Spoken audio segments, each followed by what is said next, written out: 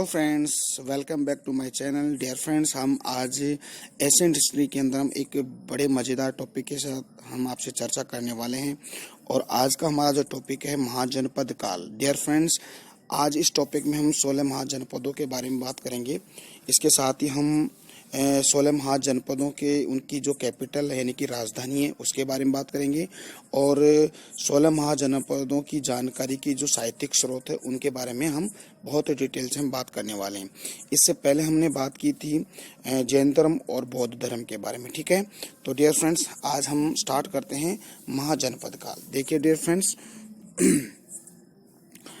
उत्तरवैदिक काल में कबीलाई राज्यों के स्थान पर क्षेत्रीय राज्य स्थापित करने की जो प्रवृत्ति दिखाई पड़ती है उसका पूर्व विकास 6ठी शताब्दी ईसा पूर्व हो चुका था। देखिए, यानी कि उत्तरवैदिक काल में, यानी कि जो उत्तरवैदिक जो काल था, यानी कि इसका जो टाइम पीरियड था, आपको पता है कि 1000 बीसी से लेकर 600 बीसी के मध्य उत्तरवैदिक काल था। वैसे हम वैदिक काल की अगर टाइम पीरियड की बात करें 1500 बीसी से लेकर 600 बीसी, ठीक है, 600 बीसी तक था, यानी कि ऋग्वैदिक काल यानी कि 1500 बीसी से 1000 बीसी, और फिर उत्तरवैदिक काल 1000 बीसी से 600 बीसी के मध्य था। तो उत्तरवैदिक काल में जो क्या था, कबीलाई राज्यों के स्थान पर, यानी कि कबीले थे, आपको पता है, जैसे कबीला, फिर कबीले से जनपद, फिर जनपद को मिलाकर महाजनपद बनाया गया। तो उत्तरवैदिक काल में क्या था, कबीले राज्यों के स्थान पर क्षेत्रीय राज्य स्थापित हो चुके थे, यानी क्षेत्रीय राज्य स्थापित हो चुके थे। उसका पूर्व विकास, यानी कि इसका पूर्व विकास 6ठी शताब्दी ईसा पूर्व में हुआ था। ठीक है डियर फ्रेंड्स, आगे बढ़ते हैं। देखिए, अगर हम बात करें जो अपना महाजनपद काल है, महाजनपद काल की जो जानकारी की स्रोत हैं, उस जानकारी के स्रोतों की हम बात करें तो देखिए, सबसे पहले हम सूत्र साहित्य की बात करते हैं। ठीक है, यानी कि साहित्यिक स्रोतों की बात करते हैं। देखिए, वैदिक साहित्य को संक्षिप्त में समझने के लिए सूत्र साहित्य की रचना की गई थी। आपको पता है कि जो वैदिक जो साहित्य था, उस वैदिक साहित्य को समझने के लिए हमें किसकी आवश्यकता पड़ी, सूत्र साहित्य की रचना की आवश्यकता हमें पड़ी। सूत्र साहित्य को वेदांगों के नाम से भी जानते हैं। आपको पता है कि वेदांग कितने 6 हैं, और सूत्र साहित्य को वेदांगों के नाम से भी जानते हैं। वैदिक साहित्य का विभाजन 6 अंगों में किया गया था, यानी कि वैदिक साहित्य का जो विभाजन था वो 6 अंगों में किया था, जिन्हें हम क्या कहते हैं, वेदांग कहते हैं। ठीक है, जैसे छंद, कल्प, सूत्र, निरुक्त वगैरह है ना, ज्योतिष, ये मैंने आपको बहुत डिटेल से जो पीछे वाले जो वीडियो, उनमें आपको बहुत डिटेल से मैंने ये चीजें आपको पढ़ा दी थी। देखिए, वेदों को समझने के लिए वेदांगों की रचना की। सबसे इम्पोर्टेंट बात है कि आपको तो वेदों को समझने के लिए किसकी रचना की, वेदांगों की, क्योंकि वेदों के अंदर जो वेदों की जो लैंग्वेज थी, वेदों के जो शब्द थे बहुत हार्ड थे, टिपिकल थे। तो उनको सरल सहज भाषा में समझने के लिए हमें किसकी रचना करनी पड़ी, वेदांगों की रचना करनी पड़ी। डियर फ्रेंड्स, आगे बढ़ते हैं। देखिए, अष्टाध्यायी, यानी कि अष्टाध्यायी वेदोत्तर संस्कृत साहित्य की सबसे प्रारंभिक रचना है, यानी कि अष्टाध्यायी है, जिसकी रचना महर्षि पाणिनि के द्वारा लिखी गई थी। ये रचना, ये वैदिक यानी वेदोत्तर काल की संस्कृत साहित्य की सबसे पहली प्रारंभिक रचना मानी जाती है। तो ये ध्यान में रखिएगा आप याद क्या रखना है, यानी कि अष्टाध्यायी की रचना किसके द्वारा की गई थी, महर्षि पाणिनि के द्वारा ये की गई थी। इसके साथ ही हम पास्क नामक एक राइटर हैं, उन्होंने निरुक्त नामक ग्रंथ की रचना की थी। ठीक है, वैसे निरुक्त है, एक वेदांग भी है, तो एक निरुक्त क्या है, एक रचना भी है। ठीक है, तो उस निरुक्त की रचना किसने की थी, ये पास्क नामक लेखक के द्वारा ही की गई थी। निरुक्त क्लासिक संस्कृत गद्य का सर्वाधिक प्राचीन ग्रंथ है, यानी कि ये क्या था, लैंग्वेज इसकी क्या थी, संस्कृत भाषा थी, और ये लिखा गया था, गद्य में लिखा गया था। तो ये सर्वाधिक प्राचीन ये ग्रंथ है। ठीक है डियर फ्रेंड्स, आगे बढ़ते हैं।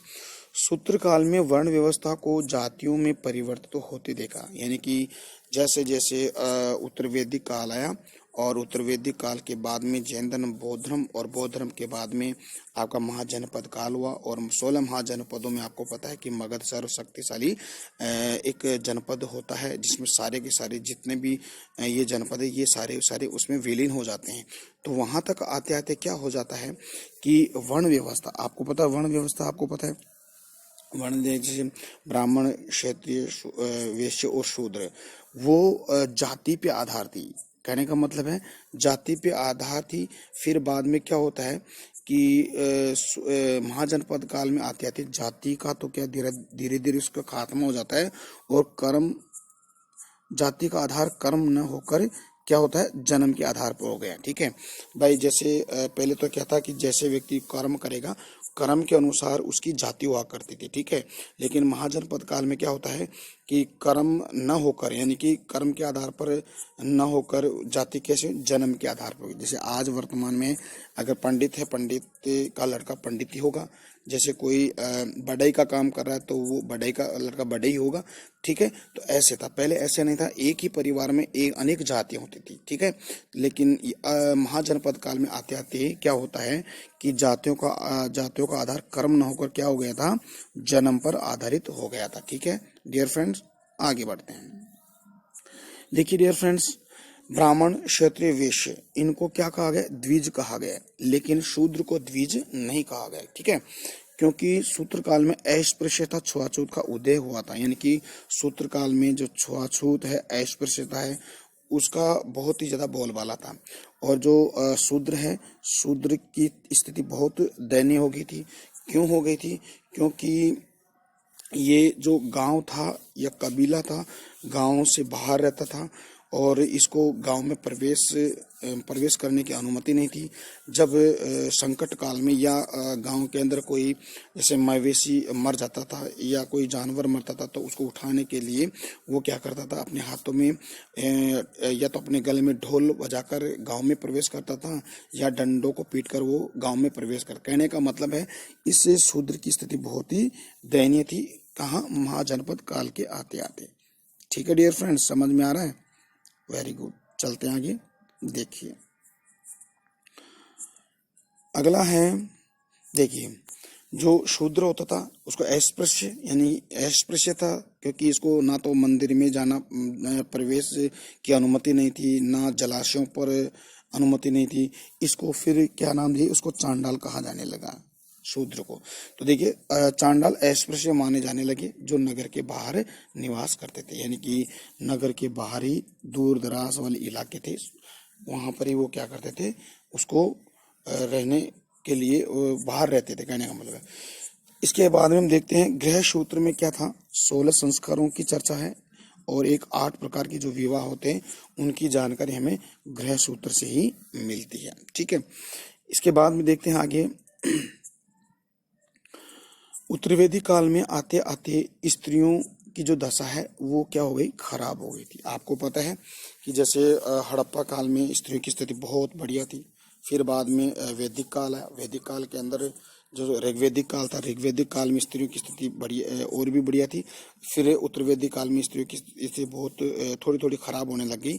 फिर आपको पता है महाजनपद काल आते आते स्त्रियों की स्थिति बहुत ज्यादा दयनीय हो गई थी। तो इसको हम आगे देखेंगे। ठीक है, तो उत्तर वैदिक काल में आते आते स्त्रियों की दशा क्या हो गई थी, खराब हो गई थी। ठीक है, महाजनपद काल में लोग महाजनपद काल के उदय के समय यानी कि क्या था, कर्म में विश्वास नहीं, जाति पर विश्वास करते। यानी कि महाजनपद काल में क्या था कि लोग कर्म में विश्वास नहीं करते थे, जाति पे विश्वास करते थे। ठीक है, दूसरी बात है ब्राह्मण, क्षत्रिय, वैश्य का प्रभाव बहुत ज्यादा था। यानी कि ब्राह्मणों का, क्षत्रियों का और वैश्यों का प्रभाव बहुत ज्यादा था, लेकिन शूद्रों का प्रभाव बहुत कम था, यानी शूद्रों का नहीं था। ठीक है, महिलाओं की स्थिति खराब होने लग गई। ठीक है, तो ऐसी स्थिति जब समाज में फैली हुई थी, बुराइयां फैली हुई थी, तो इस स्थिति के कारण तो आपको पता है जैन धर्म और बौद्ध धर्म का क्या हो जाता है, उदय हो जाता है। ठीक है, फिर इसके बाद में भी क्या होता है कि जैन धर्म और बौद्ध धर्म के अंदर भी क्या होता है कि जैसे कर्मकांड है, जादू टोना है, बहुत ज्यादा इसमें उत्पन्न होने के कारण फिर क्या होता है कि जैन धर्म और बौद्ध धर्म का भी पतन हो जाता है। ठीक है डियर फ्रेंड्स, अब देखिए क्या होता है, विशेष बात देखिए कि हड़प्पा काल में जो महिलाओं की जो स्थिति थी वो कैसी थी, सही थी, ठीक है। फिर हड़प्पा काल में आपको पता है कि जो वैदिक काल है, वैदिक काल को भी दो भागों में डिवाइड किया, यानी कि एक तो ऋग्वैदिक काल, इसको पूर्व वैदिक काल कहा गया है। इसका जो टाइम पीरियड था 1500 बीसी से 1000 बीसी, तो यहाँ तक तो क्या स्त्रियों की स्थिति बहुत बढ़िया थी। फिर दूसरा भाग था 1000 बीसी से लेकर 600 बीसी, उत्तर वैदिक काल। यहाँ पर स्त्रियों की स्थिति खराब होती दिखी, ठीक है। और फिर बाद में महाजनपद काल आते आते स्त्रियों की स्थिति बहुत ही ज्यादा खराब हो चुकी थी, ठीक है। देखते हैं आगे। सूत्र काल में सिक्कों का प्रचलन था। इन सिक्कों को आहत या पंचमार्क कहा जाता था। ये सिक्के मुख्यतः चांदी के होते थे। इन सिक्कों पर सूर्य, चंद्र और पीपल की आकृति बनी होती थी। तो डियर फ्रेंड्स, सूत्र काल में क्या था कि सिक्के थे और आहत या पंचमार्क। आपको पता है आहत क्या होता है, ऐसे सिक्के जिस पर आघात लगाकर उसको उस सिक्कों को बनाया जाता था, तो उसको हम पंचमार्क और आहत सिक्के कहा जाते थे। और वो चांदी के सिक्के थे और चांदी के सिक्कों पर सूर्य और चंद्र और पीपल की आकृति बनी हुई होती थी। डियर फ्रेंड्स, आगे बढ़ते हैं। अब देखिए महाजनपद काल की बात अपन करते हैं यहाँ पे, यानी कि यहाँ पे हम 16 महाजनपदों की बात अपन करते हैं। तो महाजनपद काल के प्रमाण कहाँ कहाँ से मिलते हैं, तो ये बहुत इंपॉर्टेंट डियर फ्रेंड्स, आप चाहे किसी भी एग्जाम में ले लीजिएगा और पीछे वाले जो जितने भी एग्जाम लगे हैं उनमें से क्वेश्चन अक्सर आता ही रहता है। चाहे आप फर्स्ट ग्रेड, सेकंड ग्रेड देख लीजिए, रीट यानी कि थर्ड ग्रेड देख लीजिए, और LDC वगैरह है, पुलिस है, जैसे सब इंस्पेक्टर, इनमें ये क्वेश्चन आता रहता है। अगर यहाँ पर अगर हिस्ट्री का अगर वहाँ पर सिलेबस टॉपिक है तो, ठीक है। तो देखिए महाजनपद काल के प्रमाण, यानी कि बौद्ध धर्म में तो आपका पता है एक ग्रंथ है बौद्ध धर्म का, उसका नाम है अंगुत्तर निकाय, बहुत इंपॉर्टेंट है, ठीक है। अंगुत्तर निकाय, ठीक है। और अंगुत्तर निकाय में और एक जैन धर्म है, जैन धर्म का एक ग्रंथ है भगवती सूत्र है। इन अंगुत्तर निकाय और भगवती सूत्र में 16 महाजनपदों की हमें चर्चा मिलती है। तो डियर फ्रेंड्स बहुत इंपॉर्टेंट है ये, इनको आपको याद ही करना है, ठीक है डियर फ्रेंड्स। आगे बढ़ते हैं, ठीक है। यस, अब हम बात करते हैं कि 16 महाजनपदों की बात करते हैं। 16 महाजनपदों की जो कैपिटल यानी कि राजधानी कौन कौन सी थी, वहाँ के शासक कौन कौन से थे, उन शासकों का विद्रोह किन के साथ होता है, कौन से शासक किसके साथ वैवाहिक संबंध स्थापित करते हैं, इन सभी के बारे में हम जानकारी लेते हैं। डियर फ्रेंड्स देखते हैं। यस, सबसे पहले हम बात करते हैं काशी की, ठीक है। काशी की जो राजधानी थी वो क्या थी, वाराणसी, ठीक है जी। देखिए काशी का सबसे पहले उल्लेख हमें कहाँ से मिलता है, अथर्ववेद से मिलता है, ठीक है। ये भी बहुत इंपॉर्टेंट है। काशी का राजा कौन था, ब्रह्मदत्त था। काशी के राजा ब्रह्मदत्त का हमेशा संघर्ष कौशल के राजा दीक्षित से चलता रहता था। देखिए काशी का जो राजा ब्रह्मदत्त था और उसका जो पड़ोसी जो महाजनपद था कौशल, और उसका राजा कौशल का राजा था राजा दीक्षित, इन दोनों के मध्य अक्सर क्या था, अक्सर संघर्ष चलता रहता है। आगे बढ़ते हैं। देखिए एक मिनट, यस, देखिए ये तो आपके काशी है, काशी का राजा ब्रह्मदत्त है, और ये कौशल को अवध भी कहते हैं। यहाँ का राजा आपका राजा दीक्षित, इन दोनों के मध्य क्या होता है, संघर्ष होता है। अब क्या होता है, युद्ध में ब्रह्मदत्त ने राजा दीक्षित को पराजित कर, इनके मध्य जब युद्ध होता है तो जो राजा ब्रह्मदत्त है, उस राजा ब्रह्मदत्त ने क्या किया, इस राजा दीक्षित को युद्ध में पराजित कर लेता है। और राजा को पराजित करने के पश्चात क्या होता है कि जो कौशल है, कौशल राज्य को किसमें मिला लिया जाता है, काशी में मिला लिया जाता है। तो ये आपको ध्यान रखना है कि काशी का राजा कौन होता है, कौशल का राजा कौन होता है, दोनों के अंदर मध्य जब युद्ध होता है तो कौन जीतता है, यानी कि राजा ब्रह्मदत्त राजा दीक्षित को हरा देता है, और जैसे हराता है तो इस कौशल राज्य को काशी के अंदर मिला लिया जाता है। ओके, देखिए डियर फ्रेंड्स, हम बात करते हैं अब 16 जनपदों। देखिए बड़ी मेहनत से मैंने आपको ये मैप बनाया है, अब अगर आप मैप के अकॉर्डिंग 16 महाजनपदों की जो लोकेशन अगर आप देखोगे आज वर्तमान में जितने स्टेट हैं वो आपको बहुत बढ़िया तरीके से समझ में, तो आप भी प्लीज आप भी ये जो मैप है मैप के अकॉर्डिंग आप इसकी स्टडी करिएगा, ठीक है। तो देखिए हम इसको थोड़ा जूम करके मैं आपको बता देता हूँ। यस, देखिए 16 महाजनपदों की स्थिति की बात मैं स्थिति बता देता हूँ, ठीक है डियर फ्रेंड्स। आगे देखूं, सबसे पहले देखें तो देखिए ये कम्बोज है, ठीक है, ये पाकिस्तान में, और ये गांधार है, यानी कि दो ऐसे महाजनपद है जो पाकिस्तान में डियर फ्रेंड्स। देखिए कम्बोज की राजधानी राजपुर, इसको हाटक, एक हाटक भी कहा, हाटक भी इसका मतलब पुस्तकों में हाटक भी आता है, ठीक है। तो राजपुर और एक हाटक इसकी कम्बोज की राजधानी है। गांधार की राजधानी आपको होता है तक्षशिला और ये पुष्प कलावती। देखिए आपको पता है कि तक्षशिला विश्व का सबसे पुराना विश्वविद्यालय है, और आपको पता है पुष्प कलावती यानी कि जो सिल्क रूट है, ये सिल्क रूट पुष्प कलावती से होते ही जाता था, आपको पता है, जो रेशम का जो एक्सपोर्ट और इंपोर्ट किया जाता था वो, ठीक है। तो कम्बोज हो गया, गांधार हो गया, कुरु, कुरु कह देखिए इसकी राजधानी आपकी हस्तिनापुर है, ठीक है। इसके बाद में आता है आपका पांचाल, पांचाल की राजधानी अहिछत्र, यानी कि इसकी राजधानी एक और थी काम्पिल है। फिर आता है कौशल, कौशल की राजधानी श्रावस्ती, इसको कुशावर्ती भी कहते हैं। वज्जी, वज्जी की राजधानी वैशाली। मल, मल की राजधानी पावा और कुशीनगर, और ये है अंग, अंग की राजधानी चंपा। मगध, मगध की राजधानी राजगृह, पाटपुर और वैशाली, ओके। काशी, काशी की राजधानी पाटलिपुत्र। और आपको पता है सुरसेन, सुरसेन की राजधानी मथुरा। मत्स्य, मत्स्य की राजधानी विराटनगर, अपनी जो जयपुर वाला है यहाँ पे, ठीक है। और आगे ये वत्स, वत्स की राजधानी कौशाम्बी, और एक अश्मक, अश्मक की रानी पोटन, ठीक है। तो ये हो गए आपके 16 महाजनपद, ठीक है डियर फ्रेंड्स। इनको आप अच्छी तरह से आप मैप बनाइए और मैप के अकॉर्डिंग आप इसको आप पढ़ोगे तो आप को समझ में आ जाएगा, ओके। एक मिनट, यस आगे बढ़ते हैं। अब देखिए कुछ इसमें बेसिक बात मैं बता देता हूँ कि देखिए दक्षिण भारत का एकमात्र महाजनपद है आपका कौन सा, अस्मक, ठीक है। यानी कि दक्षिण भारत का एकमात्र जनपद कौन था, अस्मक। देख लीजिए ये अस्मक है दक्षिण भारत का एकमात्र, क्योंकि सबसे दक्षिण में है ना, तो ये दक्षिण भारत का एकमात्र महाजनपद कौन सा है, अस्मक। एकमात्र मरुस्थल वाला जनपद आपको पता है मत्स्य, ठीक है। तो ये आपका मत्स्य हो गया, ठीक है। इसके बाद में आता है अगला, पाकिस्तान के कौन कौन से महाजनपद हैं जो पाकिस्तान में आज वर्तमान में आते हैं। एक तो आपका है कम्बोज और एक गांधार। तो देखिए ये आपका आपका हो गया कम्बोज और ये आपका हो गया गांधार, ठीक है डियर फ्रेंड्स। आगे बढ़ते हैं।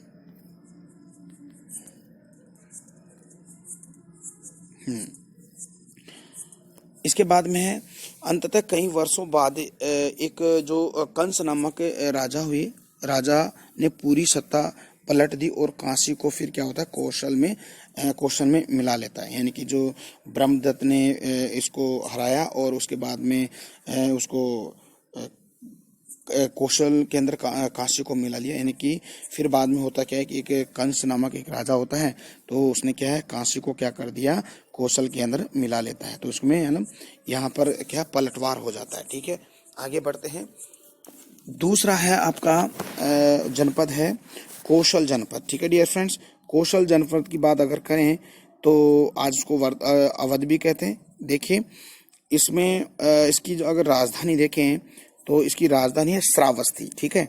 और इस श्रावस्ती को आज वर्तमान में देखें तो इसको किस किस नाम से जानते हैं। देखिए फैजाबाद को, गोंडा को, बहराइच को मिलाकर आज वर्तमान में श्रावस्ती को कहेंगे, ठीक है। तो इन तीन स्थानों को मिलाए तब ये श्रावस्ती बनती है, ठीक है। आगे बढ़ते हैं। आगे चलकर कौशल बहुत ही शक्तिशाली राज्य बन जाता है। यानी कि धीरे धीरे फिर क्या होता है कि ये कौशल है बहुत पावरफुल महाजनपद बन जाता है। यहाँ का जो शासक था बेहतरीन शासक था, बहुत ही मतलब शक्तिशाली शासक था, उसका नाम है राजा प्रसेनजित। ये राजा प्रसेनजित बहुत पावरफुल शासक हुए यहाँ पे। यानी कि यहाँ शासक राजा प्रसेनजित शासन करते थे। यह राजा अपनी दानवीरता के लिए बहुत फेमस थे। ठीक है, दानवीरता के लिए क्योंकि राजा प्रसेनजित स्टडी करके कहाँ आया था, तक्षशिला विश्वविद्यालय से आया था। इसने क्या किया कि दो ब्राह्मणों को दो बड़े नगर क्या कर देता है, दान में दे देता है। ठीक है, इसलिए ये दानवीर कहा गया है।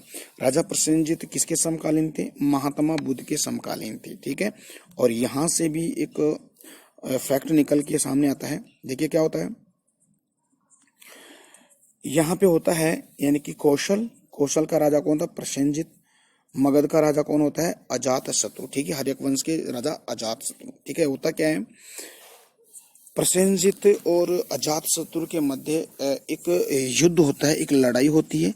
और उस लड़ाई के अंदर क्या होता है कि जो ये प्रसेनजित अजात शत्रु को क्या कर लेते हैं, गिरफ्तार यानी कि बंदी बना लिया जाता है।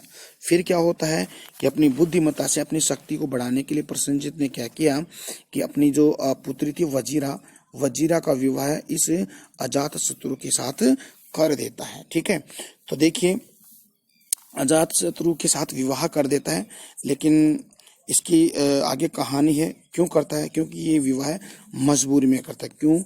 क्योंकि कहना तो नहीं चाहिए कि, लेकिन यहाँ पे क्या है कि ये जो अजात शत्रु और वजीरा है, उसका अफेयर था। ठीक है, तो मजबूरी में आकर क्या होता है कि प्रसेनजित अपनी पुत्री का विवाह किसके साथ करता है, अजात शत्रु से करता है। आपको पता है कि मियाँ बीबी राजी तो क्या करेगा, काजी। तो यहाँ पर मजबूरी में क्या होता है कि वजीरा की शादी ये प्रसेनजित किसके साथ कराता है, अजात शत्रु से कराता है। लेकिन यहाँ पे देखिए प्रसेनजित की बहन थी एक महाकोशला। ओके, महाकोशला का विवाह किया जाता है बिंबिसार। ठीक है, बिंबिसार के साथ करते हैं। ठीक है, तो बिंबिसार का पुत्र कौन था, अजात शत्रु। अब आप बताइए कि अजात शत्रु बिंबिसार का पुत्र है, तो इसका संबंध क्या हुआ प्रसेनजित का, क्योंकि ये तो भाई मामा हो गया। ठीक है, तो ये अजात शत्रु का प्रसेनजित क्या था, मामा था। तो आप यहाँ पर दिमाग लगा रहे हो कि अपनी लड़की का साथ, यानी कि ये तो दोनों भाई बहन हो गए, नहीं, क्योंकि यहाँ ये जो वजीरा थी इस प्रसेनजित की दूसरी पत्नी की ये लड़की थी। ठीक है, तो इसके साथ फिर क्या होता है, विवाह किया जाता है। समझ में आया डियर फ्रेंड्स, आगे बढ़ते हैं। प्रसेनजित बिंबिसार के पुत्र अजात शत्रु का क्या था, ये मामा था। ठीक है, समझ में आया, प्रसेनजित बिंबिसार के पुत्र अजात शत्रु का क्या था, ये मामा था। आगे बढ़ते हैं। यस, कुछ बातें और है इसके बारे में, उसको भी हम देख लेते हैं, फिर आगे बढ़ेंगे। प्रसेनजित मजबूरी में पुत्री वजीरा की शादी अजात शत्रु से करता है। तो मैंने आपको बताया था, क्योंकि वजीरा और अजात शत्रु के मध्य अफेयर चल रहा था, तो अफेयर चलने के कारण मजबूरी में उसके साथ शादी की। और फिर आपको पता है दहेज किसको दिया, काशी को दहेज में दिया गया अजात शत्रु का। तो यहाँ पे क्या हो गया कि मगध में कौन विलीन हो गया, काशी का विलय मगध में हो जाता है। ऐसे धीरे धीरे सभी जो महाजनपद है वो धीरे धीरे किस में विलीन हो जाते हैं, मगध में हो जाता है। और मगध एक आगे चलकर एक बहुत ही पावरफुल एक साम्राज्य बन जाता है, जिसको हम आगे हर्यक वंश है, जैसे अजातशत्रु है, बिंबिसार है, इनके बारे में बहुत बढ़िया तरीके से पढ़ने वाले हैं। पूरा वीडियो एक उसी का होगा। ठीक है डियर फ्रेंड्स, आगे बढ़ते हैं। देखिए अब देखिए क्या होता है कि जो प्रसेनजित है वृद्धावस्था में क्या करते हैं, ये शाक्य देश में महात्मा बुद्ध की शरण में चले जाते हैं। यानी कि काशी को उनको दहेज में दे देते हैं और काशी को छोड़कर चले जाते हैं। जैसे ही राज्य छोड़ते हैं तो वहां पर जो प्रसेनजित की अनुपस्थिति में क्या होता है कि कौशल में क्या होता है, क्रांति हो जाती है। ठीक है, तो प्रसेनजित को जब इसका पता चलता है तो प्रसेनजित वापस लौटता है। लेकिन वापस लौटने के बाद में ये सहायता मांगने के लिए किसके पास जाता है, अजात शत्रु के पास जाता है। लेकिन रास्ते में उसकी क्या हो जाती है, मृत्यु हो जाती है। ओके, आगे बढ़ते हैं।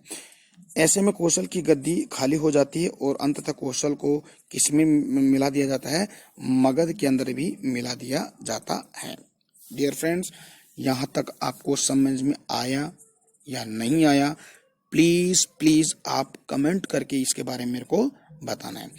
क्योंकि इससे पहले वाले जो वीडियो में मैंने आपसे कुछ क्वेश्चन किए थे और उसका आंसर मैंने कमेंट में पूछा था, लेकिन किसी भी स्टूडेंट का इसके बारे में कोई कमेंट नहीं आया। प्लीज यार आप मेरे लिए इतना तो कर सकते हो ना, तो प्लीज आप जो मैं आपको कमेंट के अंदर जो भी आपसे मैं सवाल जवाब करूँ, प्लीज उसका आंसर प्लीज दिया करिए, ठीक है। आगे बढ़ते हैं, ओके, यस। अब है थर्ड, यानी अंग की बात करते हैं। देखिए राजधानी अंग, अंग की राजधानी क्या है? चंपा, सॉरी, ओके। यानी कि राजधानी किस अंग की राजधानी क्या है? चंपा। और अगर आधुनिक अगर देखें चंपा को, तो देखिए भागलपुर और मुंगेर जिले को कहा जाता है चंपा, ठीक है। यह बिंबिसार के समय मगध में मिल गया था, यानी कि बिंबिसार के समय इस अंग को भी किस में मिला लिया था? मगध में मिला लिया गया था। किसको? अंग को, बिंबिसार के समय। अब है पावरफुल जो जनपद है, यानी कि कौन सा जनपद आएगा पावरफुल? आपका आएगा मगध की बात अपन करते हैं। देखिए मगध की बात करें तो मगध की राजधानी एक तो गिरिव्रज और एक राजगृह है, ठीक है। और आज वर्तमान अगर देखें तो पटना और गया को कहा गया है। मगध का प्रथम शासक, देखिए मगध का प्रथम शासक नाम है बृहद्रथ, ठीक है। और इसका अंतिम शासक भी बृहद्रथ के नाम से ही था, ठीक है। ये वाला नहीं है, ये वाला नहीं है, ये पहला है। और इसी के नाम पर एक और शासक होता है बृहद्रथ। तो कहा गया है कि मगध का प्रथम शासक ही बृहद्रथ था और अंतिम शासक भी क्या था? बृहद्रथ ही था। डियर फ्रेंड्स आगे बढ़ते हैं। आगे चलकर मगध में एक दो बड़े पावरफुल शासक बनते हैं, एक तो बिंबिसार और एक अजातशत्रु। तो इन दोनों ने क्या किया कि मगध की साम्राज्य को बहुत डेवलप किया, आगे बढ़ाया। उनकी मगध की जो साम्राज्य विस्तार को उन्होंने आगे बढ़ाया भी, मतलब उत्तर से दक्षिण और पूर्व से पश्चिम तक अपनी इस मगध को बहुत बढ़ाया, ठीक है। उनका विकास है कहने का मतलब है। समय के साथ साथ मगध राज्य इतना शक्तिशाली हो गया कि एक एक करके सभी पड़ोसी राज्य इसमें धीरे धीरे क्या हो गए? मिल गए, यानी कि इसकी अधीनता स्वीकार करके इसमें शामिल हो गए। जैसे अगर देखें उदाहरण की बात अगर करें तो इसमें जैसे एक तो काशी आपको पीछे बता दिया, कोशल भी, ठीक है, अंग भी और स्वम मगध भी। तो ये चार ऐसे पावरफुल जो महाजनपद थे वो किस में शामिल हो जाते हैं? मगध में शामिल हो जाते हैं। आगे बढ़े, यस। आगे बढ़ते हैं। अब बात करेंगे वज्जी की। देखिए जी वज्जी की अपन बात करते हैं। देखिए इसमें कबीले शामिल थे, यानी कि कबीले शामिल थे वज्जी के अंदर। अब देखिए इसमें दो बड़े कबीले थे, एक तो विदेह और एक लिच्छवी कबीला, ठीक है भाई। जो विदेह है तो आपको पता है, अभी जो देख रहे हो ना, जो रामायण आ रही है, सॉरी श्री कृष्ण आ रही है, तो जो जो राजा जनक है, सीता माता के जो पिताजी हैं, उनसे बिलोंग था ये विदेह, ठीक है। तो देखिए फर्स्ट नंबर जो कबीले था उसको विदेह कहा गया। अब विदेह के बारे में देखते हैं। विदेह कबीले का राजा था राजा जनक, जो किसके पिता थे? माता सीता के पिताजी थे, ठीक है। जनक को कहा गया है मिथिला नरेश भी कहा गया, यानी कि जो राजा जनक को मिथिला नरेश भी कहा जाता था। विदेह के अंतिम राजा कलार हुए, यानी कि जो विदेह था और विदेह का राजा कलार था। लेकिन ये कलार जो था ना, इसने इसके समय में इसको एक बड़ा ही एक श्राप मिला था। और श्राप क्यों मिला था?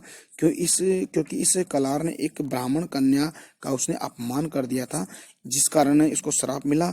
इसी रीजन से क्या होता है कि इस राजा कलार का और उसके ये जो कबीला था उसका पूरा का पूरा क्या हो, वो नष्ट हो जाता है, ठीक है।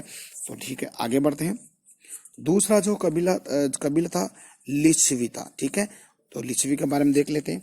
लिच्छवी लोग बहुत स्वाधीन थे, यानी कि अपनी स्वतंत्रता के लिए बिल्कुल स्वाधीन थे और ये युद्ध कौशल में बहुत ही प्रवीण भी थे।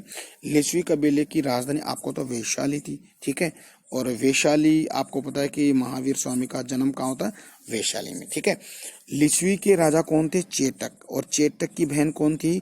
जो महावीर स्वामी की जो माताजी थी ना, क्या नाम था? त्रिशला। त्रिशला किसकी बहन थी? चेटक की बहन थी, ठीक है।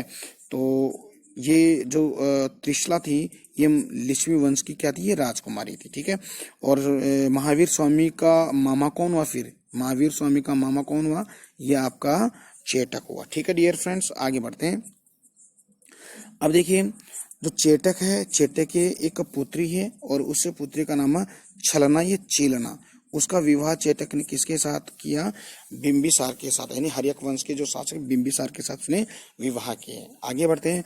लिच्छवी बुद्ध के अनुयायी थे, यानी कि जो लिच्छवी वंश के जो थे ये बुद्ध के अनुयायी थे, लेकिन थे यानी कि महावीर स्वामी तो जैन धर्म से बिलोंग करता है ना, लेकिन ये फिर भी किसके अनुयायी थे? ये महात्मा बुद्ध के यानी कि बौद्ध धर्म के अनुयायी थे। क्यों? क्योंकि महात्मा बुद्ध महावीर स्वामी से बड़े थे, ठीक है, तो इसलिए इसके क्या थे? अनुयायी थे। द्वितीय बौद्ध महासभा का आयोजन भी आपको पता है वैशाली में होता है।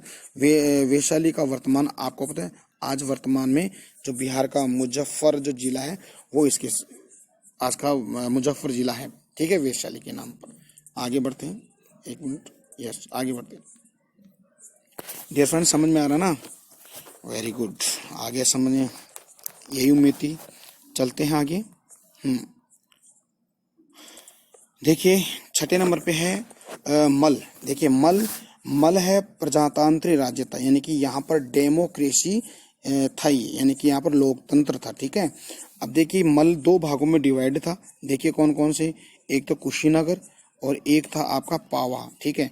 कुशीनगर को आज वर्तमान में कसिया गांव गोरखपुर कहा गया है, और इस पावा को भी पदरोना यानी कि गोरखपुर। तो ये ध्यान दीजिए, कसिया गांव और पदरोना ये किससे बिलोंग करते हैं? आपके मल से।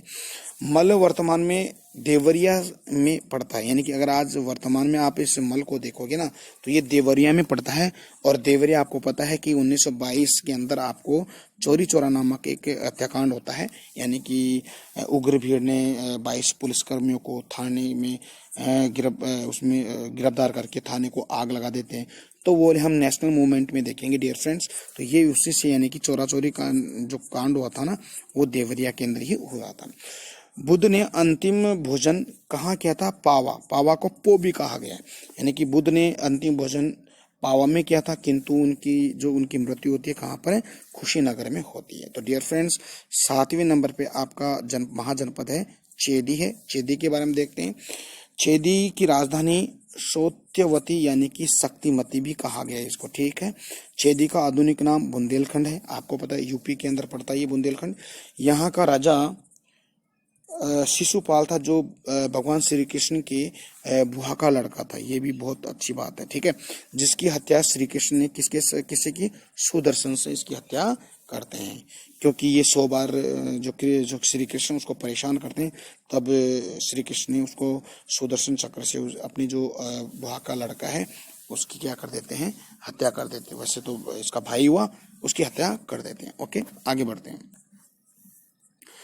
अगला है वत्स की राजधानी कौशाम्बी, ठीक है। वत्स की राजधानी कहाँ है? कौशाम्बी है।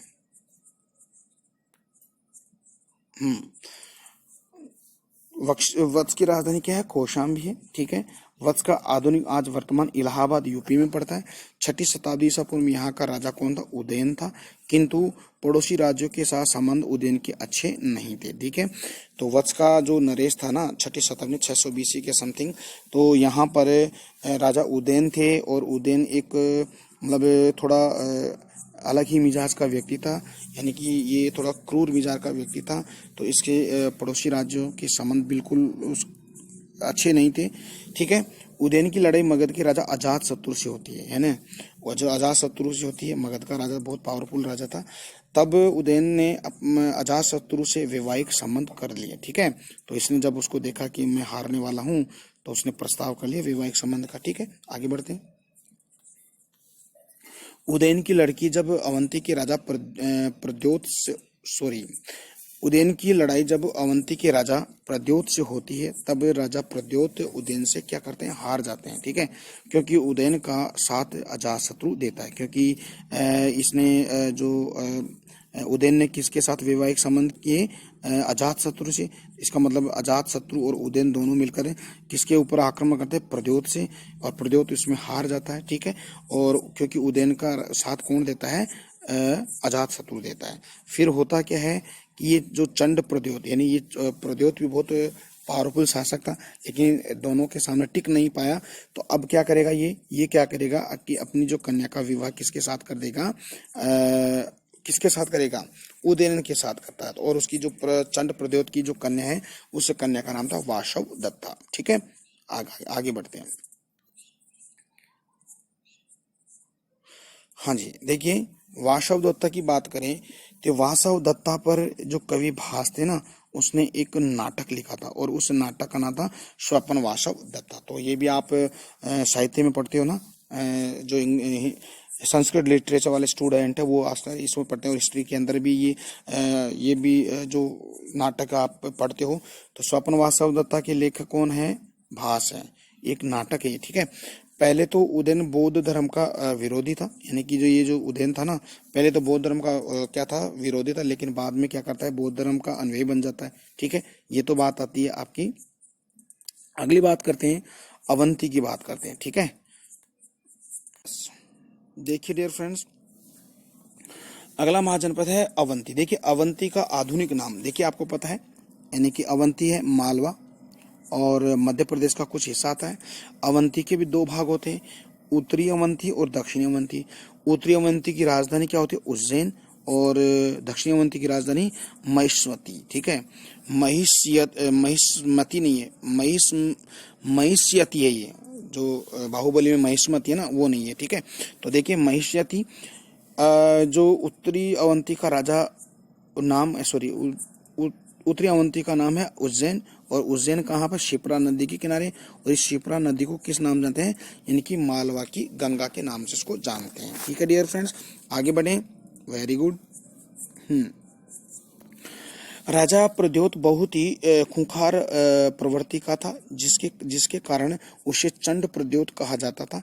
इस इसने अपनी कन्या का विवाह कौशल के राजा उदयन से किया था। मथुरा के राजा सूरसेन ने से इसे वैवाहिक संबंध थे, और बौद्ध धर्म को अपनाकर बुद्ध का अनुयायी ये बन जाता है। ठीक है डियर फ्रेंड्स, आगे बढ़ते हैं। कुरु, 10वां जो महाजनपद है कुरु। कुरु की अगर बात करें, देखिए कुरु का वर्तमान देखें तो वर्तमान अपना जो दिल्ली, ठीक है, और जो मेरठ वाला है यूपी वाला, वो दोनों भाग आते हैं। इसकी राजधानी इंद्रप्रस्थ है। ठीक है, बुद्ध काल में यह यहाँ का राजा कौन था, कौरव्य। ठीक है, ये यहाँ का यानी कि बुद्ध काल यानी बौद्ध धर्म के समय यहाँ का राजा कौरव्य था। और वैदिक काल में कुरु और पांचाल प्रसिद्ध है, क्योंकि इस इनके समय में आपको पता है कि महाभारत की लड़ाई भी हुई थी। ठीक है, तो कहने का मतलब है कि वैदिक काल के समय के अनुसार ये बताया गया। ठीक है, आगे बढ़ते हैं। यस डियर फ्रेंड्स, 11वां है पांचाल। पांचाल का नाम वर्तमान है बरेली, बदायूं और फर्रुखाबाद। कहने का मतलब है रुहेलखंड वाला क्षेत्र, और ये भी वैदिक काल से संबंधित है। पांचाल को भी दो भागों में डिवाइड किया है, उत्तरी पांचाल और दक्षिणी पांचाल। उत्तरी पांचाल की जो राजधानी है वो कौन सी है, अहिच्छत्र और एक है काम्पिल्य। ये दो इनकी राजधानी, उत्तरी पांचाल और दक्षिणी पांचाल। ओके, अगला है, आपको पता है कि मत्स्य महाजनपद, आपको पता है, जयपुर वालों को पता ही होगा। ठीक है, इसकी राजधानी जयपुर में ही, राजधानी विराटनगर है, इसको हम विराटनगर भी बोलते हैं। ठीक है, और आपको पता है कि पांडवों ने 13 साल तक यहाँ पर वनवास काटा था। ठीक है, तो ये आपका मत्स्य है जनपद। ओके, आगे बढ़े तो सूरसेन की राजधानी मथुरा है, और मथुरा को यूनानी लेखों ने मेथोरा के नाम से भी उन्होंने कहा है। बुद्ध के समय यहाँ का राजा कौन था, अवंती पुत्र था। ठीक है डियर फ्रेंड्स, आगे बढ़ते हैं। अगला है अश्मक। ठीक है, अश्रुक भी कहा गया इसको। ठीक है, इसकी राजधानी पोटिलिया पोताना है। यह दक्षिण भारत का एकमात्र, वेरी वेरी इंपॉर्टेंट, यहाँ से इसको देख लीजिए, ये दक्षिण भारत का एकमात्र महाजनपद है। ठीक है, यह आंध्र प्रदेश के पास गोदावरी नदी के तट पर स्थित है। ये कहाँ, गोदावरी नदी के तट पर स्थित है। तो डियर फ्रेंड्स, आपसे फिर मैं क्वेश्चन कर रहा हूँ कि दक्षिण भारत का एकमात्र महाजनपद अस्मक, आपको बताना है कि एकमात्र मरुस्थल के अंदर जो जो जनपद आता है वो कौन सा है, मरुस्थल वाला, डेजर्ट वाला। ठीक है, वो आपके उसका नाम बताना है। ठीक है, अगला जनपद है आपका गांधार। गांधार की राजधानी तक्षशिला, और तक्षशिला विश्व का सबसे प्रथम विश्वविद्यालय है और ये वर्तमान में आपके जो कश्मीर और पाकिस्तान से संबंधित है। ठीक है। 16वां है आपका कंबोज है। कंबोज की राजधानी राजपुर हाटक है और उसका उपनाम में द्वारका, उसको उत्तरापथ भी कहते हैं। ठीक है। और 6ठी शताब्दी में गंगा यमुना दोआब यानी कि बिहार में लोहे का प्रयोग होने से क्या होता है कि मगध राज्य में क्या होता है कि मगध राज्य का विकास होता है और फिर यहाँ पर मगध राज्य पर हर्यक वंश का उदय हो जाता है, जिसमें आप जैसे बिंबिसार है, अजातशत्रु, इनके बारे में आप बहुत बढ़िया डिटेल से पढ़ने वाले हैं। ठीक है। यहाँ पर एक चीज और बता देता हूँ कि यहाँ पर ये दोआब की बात आती है। देखिए दोआब क्या होता है, यानी कि दो नदियों के मध्य का स्थान। ठीक है। जैसे माना एक ये गंगा नदी है और ये यमुना नदी है और ये जो बीच वाला स्थान है उसको हम क्या कहेंगे, दो आब, यानी कि दो आब, दो नदियों के मध्य का जो एक स्थान होता है उसको हम क्या बोलेंगे, उसको हम क्या कहते हैं, दोआब कहते हैं। तो डियर फ्रेंड्स, आज हमारा ये जो 16 महाजनपदों का टॉपिक एंड होता है और मेरे साथ आप बने रहिए।